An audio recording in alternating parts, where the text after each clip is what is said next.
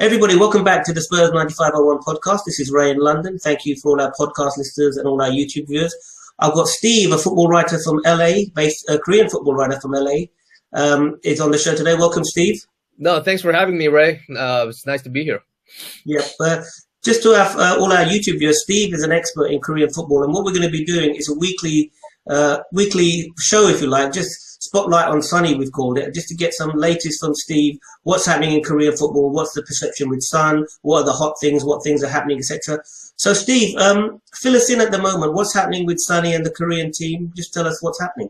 The latest news, I mean, I would even go as far as to say that it's a controversy in Korea right now, is this upcoming friendly that's been confirmed recently. It will be played between Korea and Japan in Yokohama on March 25th. And obviously the controversy is around the fact that, Son has been called up for this match, and it's an international friendly during a global pandemic, obviously. And the fact that he's going to have to travel halfway across the globe during a time like this, that's a big concern for a lot of the Korean football fans who, their weekend is sort of, scheduled around watching Son on a week to week basis, and obviously that's a big concern for them. Like I mentioned before we started today, Korea versus Japan football match is obviously a big match, regardless of whether or not it's a friendly or a World Cup qualifying. It doesn't really matter. It's a rivalry game. It's obviously a big game in Korea.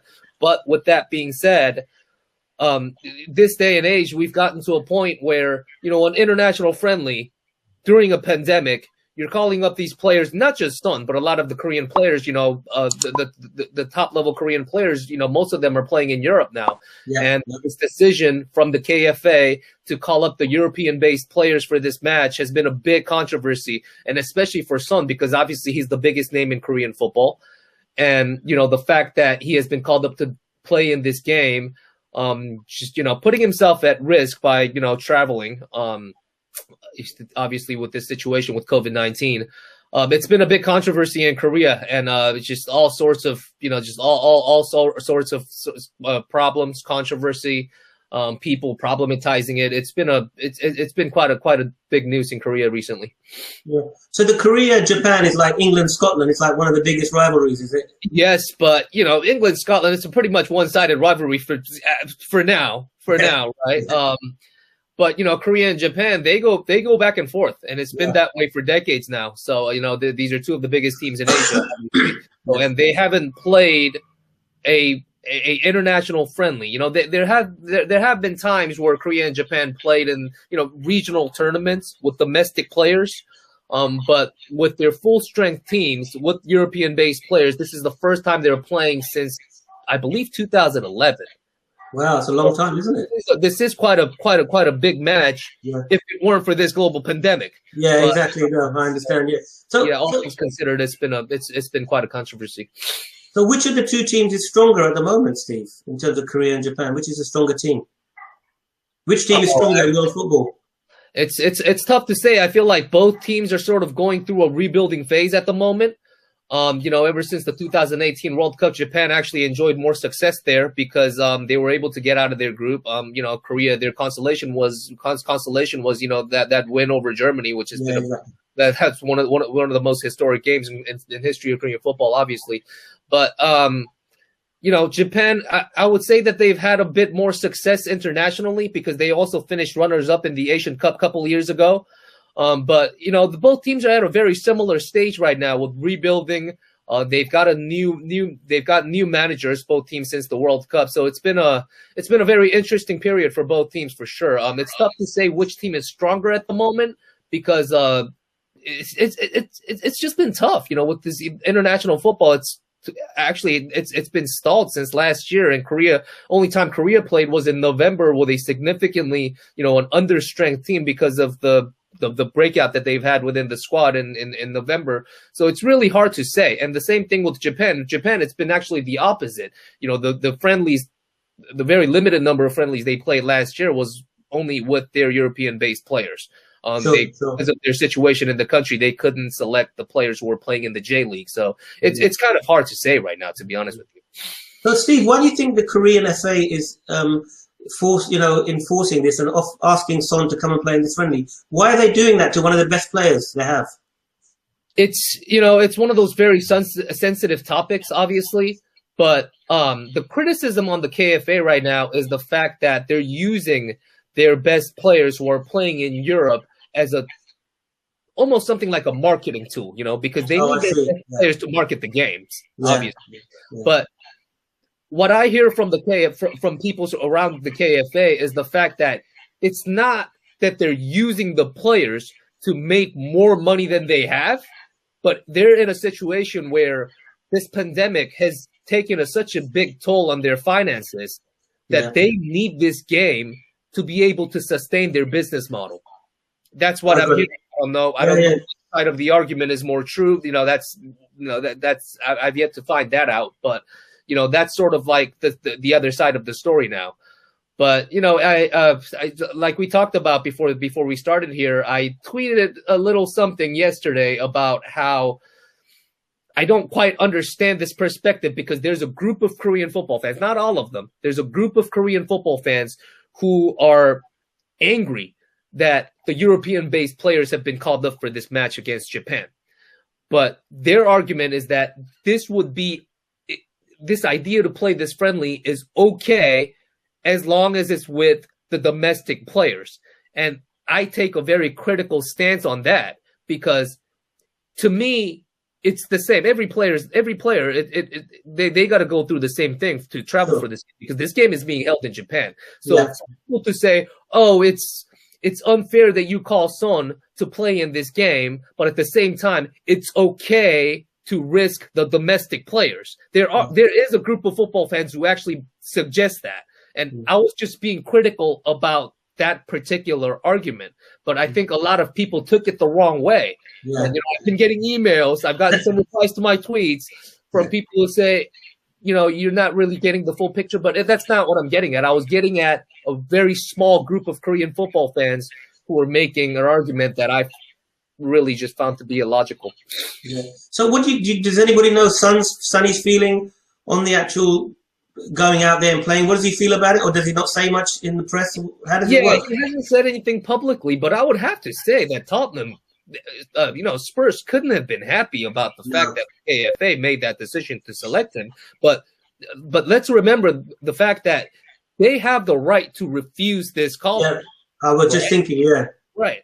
And I think the fact that they're allowing it was probably Son's choice to travel for this team, because I'm not sure. I mean, I don't know how he's feeling about this game, but the fact that he has the responsibility as the captain of the Korean national team, I think he sort of felt that it was necessary to play in this game to sort of, because this is the first time that they're playing. This is only the second time they're playing since the pandemic started last year. Sure.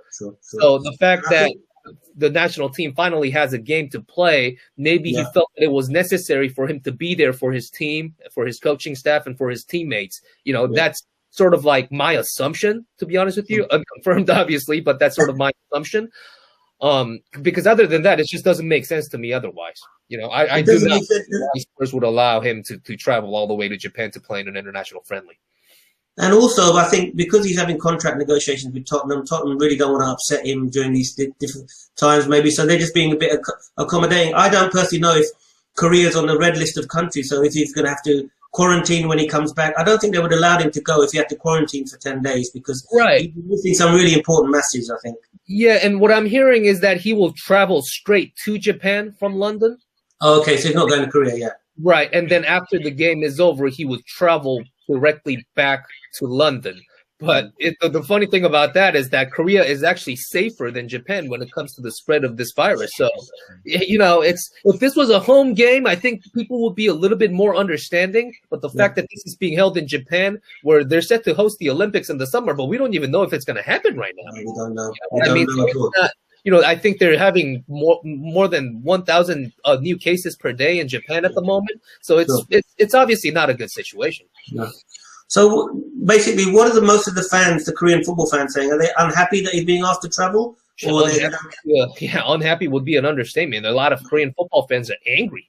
They're angry by the fact that, not like I said, not just the fact that Son will be playing in this game, but the fact that the national team is traveling to Japan to play in a game like this. Because when you go back in November, the game that the pair of games that they played in Austria, there was a breakout within the squad. There were 10 players and team staffers who were infected with coronavirus. So, it's 4 months after that, and they're pretty much making the same decision in a place that's more or less probably more dangerous, more at risk for the players and the team staff. So, I mean, I'm not sure exactly what the feeling is right now amongst the players. Yeah. But that's sort of the situation right now. The reaction from the fans in Korea, it's more so angry than upset. Yeah. Okay, that's excellent. So, other than the sort of controversy over the match with Japan, any other main issues around Sonny in Korea? What's the latest news about him? Any news on his contract signature or anything like that? The contract talk is a little interesting to me, for sure, because Son, obviously, he's a very quiet player when it comes to things like this. He hides his feelings very well. He hides his feelings very well when he talks to the press, even in Korea.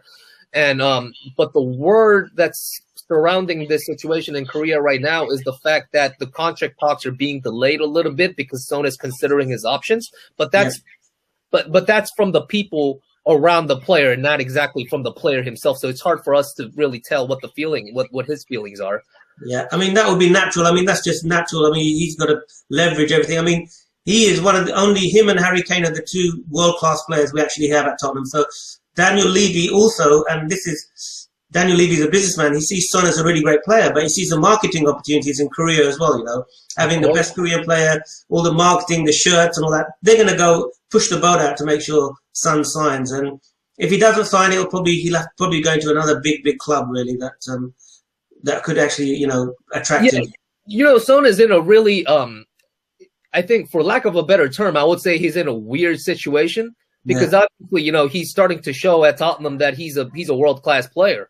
But how many clubs, even in Europe, can afford a player like that at the moment? Exactly, that's the problem, especially with COVID-19. Clubs. Right, at Barcelona, Real Madrid, Man City, Bayern Munich, and Manchester City. Obviously, less than I would say less than 5 or 10 teams at tops. So he's got to be careful. Yeah, I've spoken to a lot of Liverpool fans, and they would take him in a heartbeat. They said we'd love Son at our club. So I don't know if they've got the money though to get him. That's the thing. How long has he got left on his contract? Steve?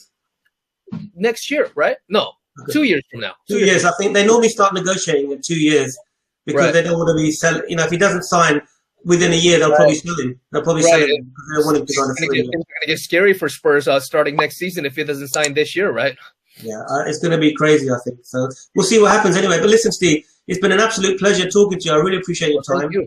Yeah, thank you. And what we'll do is we'll put some more details about Steve in the description. So anybody who wants to look at his website or his Twitter feed, we'll put his Twitter feed in there as well.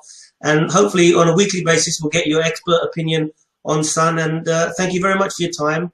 And we normally say, come on, you Spurs, but I won't say that because you're not a Spurs fan. Tell us who you support, Steve. Thank you. Thanks for having me. Tell us who you support before we go, to all the fans. Who do you support? I do a little bit of work for Brentford, so that's my team when it comes to England. Oh, you support Brentford, yeah? Yeah. So hopefully they'll get in the Premier League next year, and then we'll be... see you in the Premier League next year. Looking good. For now, it's looking good, but we'll see. We'll see. Okay, Steve, take care. Thank you very much, and a pleasure again. We'll speak soon. Bye-bye.